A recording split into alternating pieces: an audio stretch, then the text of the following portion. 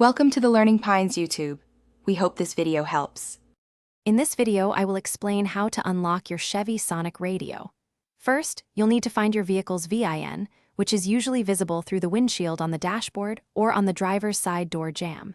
Next, turn your car's ignition to the ACK or ON position, but don't start the engine. Confirm that your radio screen shows lock or locked, indicating it's ready for the unlock process. This initial step is crucial for a smooth procedure. Now, let's get that unlock code. The most reliable way is to contact a local Chevy dealership.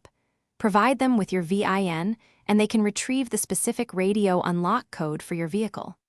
Be prepared to show proof of ownership, like your vehicle registration, for security purposes. Sometimes, you might find the code on a sticker in your owner's manual or inside the glove compartment, so check there first. With your code in hand, it's time to enter it. The radio's preset buttons, usually numbered 1 through 6, will be used to input your 4-digit code. For example, if your code is 1234, you'd press preset 1, then 2, then 3, and finally 4. After entering the last digit, press the band or SRC button to confirm. Your radio should then display unlocked or start playing audio, indicating success.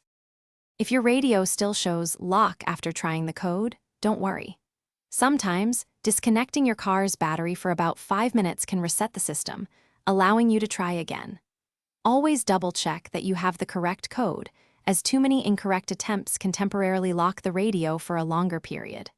Remember, if you're looking for a great way to read your favorite books anywhere, check the description for a link to the new Kindle Paperwhite, along with other fantastic deals.